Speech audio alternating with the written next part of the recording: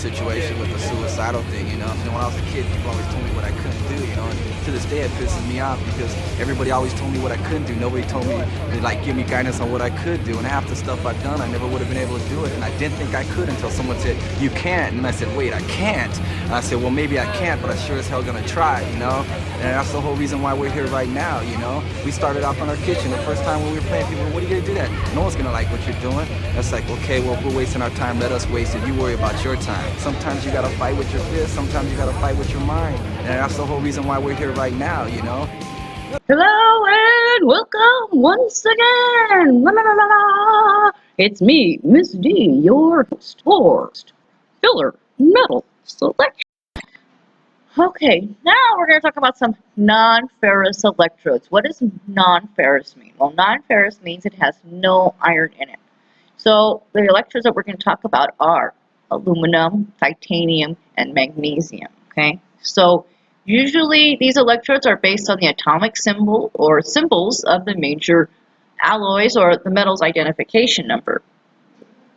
Come on. Oh no, come back! Alright, here we go. Okay, aluminum and aluminum alloy. So AWS A5.3 is the specification for aluminum and aluminum alloy filler metals for arc welding electrodes.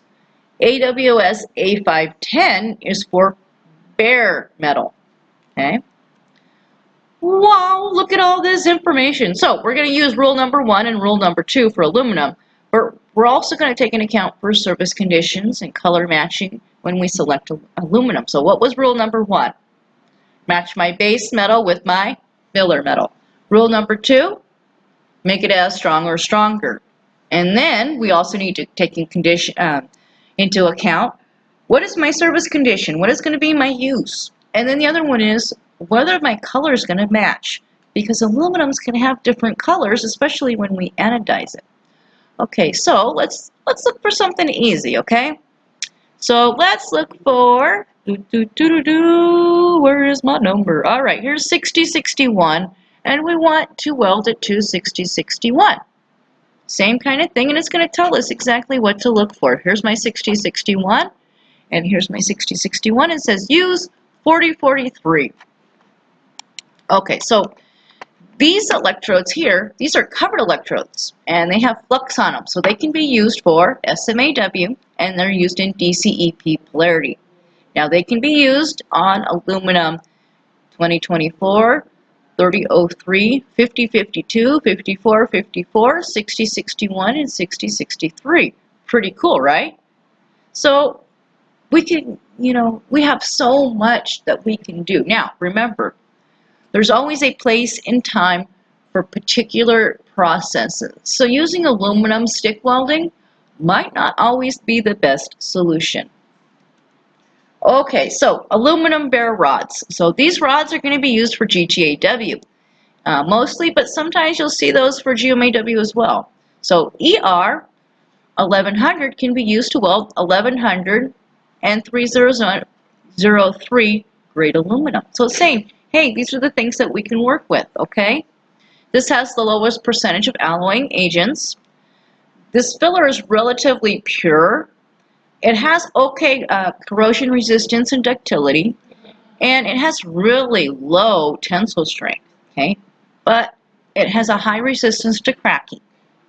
All right. All right, next, ER4043. This is one of the most common rods, and it's very common all-purpose filler metal. Now, the silicon that is added, remember we talked about silicon, it allows for the weld pool to be kind of free-flowing. 4043 can also be used with many different types of aluminums and cast aluminum. That's what's really cool. All right, ER5356. This has magnesium. It's added to improve tensile strength. Well, magnesium is what? Magnesium is used for high strength to weight ratios. So this can be very lightweight as well. Aluminum bare rods. ER5556. This has magnesium and manganese to make it stronger. 5556 also has high ductility. It means it can bend really easy. and it's resistant to cracking. Okay. ENI. These are special purpose rods. Nickel can be used with DCEP and AC, and we're usually going to use this type of rod to weld cast iron. It's really difficult to weld cast iron, so we want to make sure that we have a rod that's going to be able to do that. Here's another special purpose, aluminum bronze. Aluminum bronze is usually used for dissimilar metals. So you can assemble dissimilar metals in parts because the iron is very, very low. So we're going to use this mostly for brazing electrodes, but it can also be used for short beads and things like that. Okay, so now we have what's called hard facing. Hard facing electrodes are used to face or put a corrosion or abrasion resistant weld. Now they can be used on shovel and digging apparatuses, on large earth movers and tractors and things like that. So here's some of the different ones that we can use for those. So E, Fe was Fe, Fe's iron, Mn, manganese, and A. So A is what percentage of manganese is in it. Okay, all right. Magnesium alloys. Well, magnesium is used for high strength to weight ratio. So this has a higher resistance to cracking, and it's usually used in automotive racing and aerospace parts because it has a very high strength and low weight. And you're going to notice what they look like because they say ER, and then they come up with something else. It says it has an AZ61A. Well, this actually tells me the different parts of it has aluminum and zinc and at what percentage it's in there with my magnesium. Ooh, hydrogen embrittlement. Not fun. All right, hydrogen is bad for weld. Bad.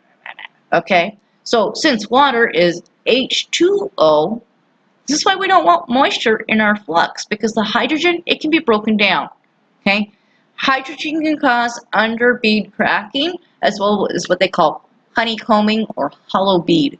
Now, the weld might look super good, but underneath it, it can be broken and damaged. So in order to control post-weld cracking, we want to use a low hydrogen rod like E7018. So if the day is very humid, your metal can contain moisture. So to avoid moisture in your weld, you really want to use a preheat, okay, and then we can also, remove any of that and use an E7018. And we want to avoid welding when it's raining, snowing, or sleeting, because you know what? We need to make sure that what we have is going to be proper. So we also want to make sure to store electrodes away from moisture. Ensure that all of your electrodes are handled according to the correct procedures, like using an oven to bake a low hydrogen electrode to avoid moisture. I don't think, your wife or girlfriend's going to really like you throwing your electrodes into the oven to bake them. Use the proper tool. So also remember that winds up to 12 miles per hour can blow away the shielding gas that's created, and you can have defects as well. Okay, here it is. There's the picture. It's going to blow away your stuff. See? Okay, overall, filler metal selection is important. It's a huge factor that affects the success of your weld. Okay, be sure to get that technical information from the manufacturer. Look at it. Ask questions. This data will normally be given out, like polarity and settings that are best for that particular metal. And if there's anything else, check it out. As always, guys, take care. And if you really like this, please like, subscribe, help me out here. And always, weld the world. I hope you're going to practice what you just learned. Stay tuned for more videos. Please like and subscribe. Weld the world.